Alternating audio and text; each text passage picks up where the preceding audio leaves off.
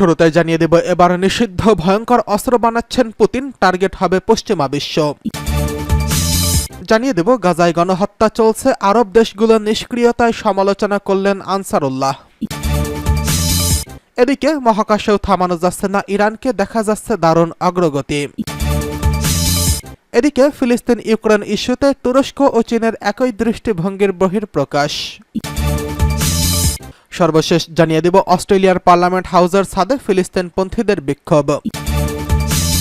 এবার নিষিদ্ধ ভয়ঙ্কর অস্ত্র বানাচ্ছেন পুতিন, টার্গেট হবে পশ্চিমা বিশ্ব। রাশিয়ার প্রেসিডেন্ট ভ্লাদিমির পুতিনের খেল বোঝা মুশকিল। যখনই মনে হয়েছে পশ্চিমারা পুতিনের টুটি চেপে ধরছেন, ঠিক তখনই অন্য কৌশলে পথ খুঁজে নিয়েছেন তিনি। এবার দাবার ছকের খেলায় নতুন করে চেকমেট দিলেন পুতিন। স্নায়ুযুদ্ধের সময় থেকে নিষিদ্ধ মিসাইল বানানোর নির্দেশ দিয়েছেন তিনি। যুক্তরাষ্ট্রের সঙ্গে এক চুক্তির কারণে এতদিন পর্যন্ত মাঝারি পাল্লার এই মিসাইল বানানো বন্ধ রেখেছিল ওয়াশিংটন ও মস্কো। তবে এবার উল্টো পথ বেছে নিয়েছেন পুতিন। 4 দশকেরও বেশি সময় ধরে চলা স্নায়ুযুদ্ধের সময় 1988 সালে সোভিয়েত ইউনিয়নের সাবেক নেতা মিখাইল গর্বাচেভ এবং মার্কিন প্রেসিডেন্ট ডোনাল্ড রিগান ঐতিহাসিক এক চুক্তি করেছিলেন। ওই চুক্তি অনুযায়ী 500 থেকে 5500 কিলোমিটার মাত্রার স্থল থেকে ক্ষেপণাস্ত্রযোগ্য নিক্ষেপযোগ্য পরমাণু বোমা বা প্রচলিত মিসাইল ছোড়া নিষিদ্ধ করা হয়েছিল। আনুষ্ঠানিকভাবে ওই চুক্তি ইন্টারমিডিয়েট রেঞ্জ নিউক্লিয়ার ফোর্সেস ট্রিটি বা INF নামেও পরিচিত। তবে 2019 সালের রাশিয়ার উপর চুক্তি ভঙ্গের দায় চাপিয়ে চুক্তি থেকে বেরিয়ে যায় যুক্তরাষ্ট্র। পুতিন এবার নিষিদ্ধ ঘোষিত মাঝারি পাল্লার সেই মিসাইল উৎপাদন শুরুর নির্দেশ দিয়েছেন। শুক্রবার রাশিয়ার জাতীয় নিরাপত্তা কাউন্সিলের এক বৈঠকে পুতিন বলেন, আমাদের এই স্ট্রাইক সিস্টেমগুলো উৎপাদন শুরু করতে হবে। তারপর প্রকৃত পরিস্থিতির উপর ভিত্তি করে আমাদের নিরাপত্তা নিশ্চিত করার জন্য প্রয়োজন হলে কোথায় স্থাপন করা হবে সে সম্পর্কে সিদ্ধান্ত নিতে হবে। চুক্তি অকার্যকর হয়ে যাওয়ার পর রাশিয়া এখনও এই ধরনের মিসাইল বানায়নি বলেও জানিয়েছে পুতিন। ওই চুক্তি থেকে বেরিয়ে আসার পর যুক্তরাষ্ট্র এই ধরনের মিসাইল ব্যবস্থা উৎপাদনের দিকে নজর দিয়েছেন। চলতি বসন্তে ফিলিপাইনের সঙ্গে সামরিক মহড়া ও এই মিসাইল ব্যবস্থার পরীক্ষা চালায় মার্কিন সেনাবাহিনী। সেই কথা উল্লেখ করে পুতিন বলেন, আজ এটা জানা যায় যে যুক্তরাষ্ট্র শুধু এই ক্ষেপণাস্ত্র সিস্টেমগুলো তৈরি করে না, ইতোমধ্যে সেগুলো মহড়ার জন্য ডেনমার্কে নিয়ে এসেছে। অতি সম্প্রতি ঘোষণা করা হয় এই ব্যবস্থা ফিলিপাইনে মোতায়েন করেছে। ইউক্রেন ইস্যুতে যুক্তরাষ্ট্র ও রাশিয়ার মধ্যে সম্পর্ক তলানিতে গিয়ে ঠেকেছে। INF থেকে যুক্তরাষ্ট্রের বেরিয়ে যাওয়ায় তারাই একটি জ্বলন্ত উদাহরণ। অস্ত্র নিয়ন্ত্রণ নিয়ে রাশিয়া ও যুক্তরাষ্ট্রের মধ্যে এখন কেবল একটি চুক্তি হয়েছে। নিউ স্ট্র্যাটেজিক আর্মস রিডাকশন চুক্তি অনুযায়ী দুই দেশ 1500 পরমাণু ওয়ারহেড, 700 মিসাইল এবং বোমারু বিমানের বেশি মোতায়েন করতে পারবে না। তবে 2026 সালে সেই চুক্তির মেয়াদ শেষ হয়ে যাবে। এরপর কি হবে তা আর কেউই জানে না। এদিকে গাজায় চলছে গণহত্যা, আরব দেশগুলোর নিষ্ক্রিয়তার সমালোচনা করছে হুতি আনসারুল্লাহ। ইয়েমেনের আনসারুল্লাহ আন্দোলনের মহাসচিব গাজায় ইহুদিবাদী ইসরায়েলের গণহত্যার ঘটনায় আরব দেশগুলোর উদাসীনতায় দুঃখ প্রকাশ করেছেন। আল মাসিরা টিভি নিউজ চ্যানেল জানিয়েছে, ইয়েমেনের আনসারুল্লাহ আন্দোলনের মহাসচিব আব্দুল মালিক বদরুদ্দিন গতকাল বৃহস্পতিবার সাম্প্রতিক গাজা উপত্যকায় পরিস্থিতি ও ইহুদিবাদী সামরিক আগ্রাসন সম্পর্কে বক্তব্য রাখেন। ওই বক্তব্যে তিনি বলেন, ইহুদিবাদী ইসরায়েলের কাছে মানবতার কোনো কিছুই নেই। বদরুদ্দিন আরও বলেছেন, ফিলিস্তিনে যা ঘটছে তা একটি মুসলিম জাতির উপর রক্তপিপাসু বর্বর অপরাধী গোষ্ঠীর চালানো সিরিজ গণহত্যা। তিনি বলেন, ইহুদিবাদী শত্রুরা মানবিকতার সকল রেড লাইন পদদলিত করেছে। ইহুদিবাদী ইসরায়েলের ওই অপরাধযজ্ঞ বন্ধ হওয়ার ব্যাপারে আরব দেশগুলোর নিষ্ক্রিয়তার সমালোচনা করেন তিনি। ফিলিপাইনের স্বাস্থ্য মন্ত্রণালয়ের পরিসংখ্যান অনুযায়ী 7 অক্টোবর 2023 সাল থেকে গাজা উপত্যকায় ইসরায়েলি বর্বর আগ্রাসনে 38,000-এরও বেশি ফিলিস্তিনি শহীদ হয়েছেন। ইসরায়েল গাজায় নিরপরাধ ও শক্তিশালী জনগণের বিরুদ্ধে যুদ্ধে হেরে গিয়েছে। প্রায় 9 মাস অতিবাহিত হওয়ার পরে এই যুদ্ধ তাদের অর্জনের কোনো সম্ভাবনা নেই। বছরের পর বছর ধরে অবরুদ্ধ ছোট একটি এলাকায় প্রতিরোধ গোষ্ঠীগুলোকে আত্মসমর্পণে বাধ্য করতে পারেনি। সেই সঙ্গে গাজায় প্রকাশ্য অপরাধ করার জন্য বিশ্ব জনমতের সমর্থন হারিয়েছে ইসরায়েল। এদিকে মহাকাশেও থামানো যাচ্ছে না ইরানকে, দেখা যাচ্ছে দারুণ অগ্রগতি। পশ্চিমা নিষেধাজ্ঞাকে বৃদ্ধাঙ্গুলি দেখিয়ে বেসামরিক মহাকাশ কর্মসূচিতে উল্লেখযোগ্য অগ্রগতি অর্জন করেছে ইরান।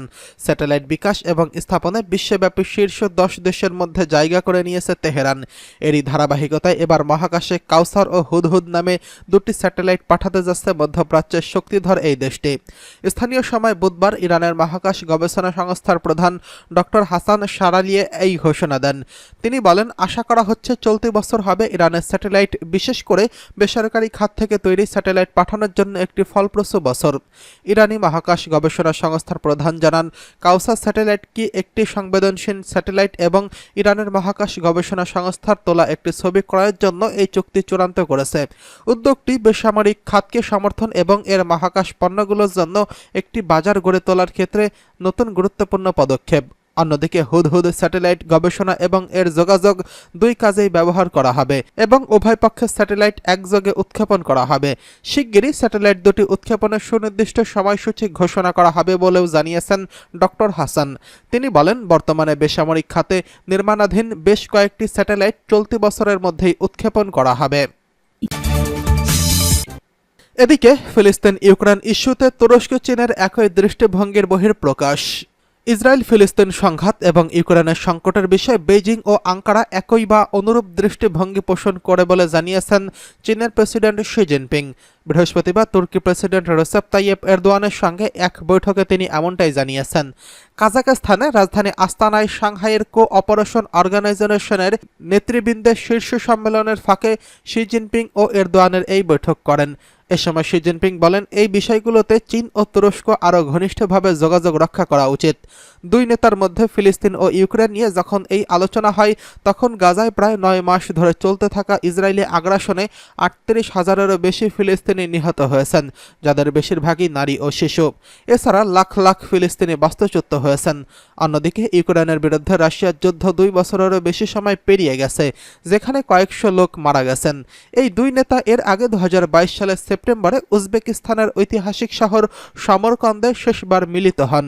বেইজিং থেকে এক বার্তায় বলা হয়েছে, শি জিনপিং জাতিসংঘ ও G20-র মতো বহুপাক্ষিক কাঠামোর মধ্যে তুরস্কের সঙ্গে সমন্বয় সহযোগিতা জোরদার করার জন্য চীনের প্রস্তুতি ব্যক্ত করেছেন।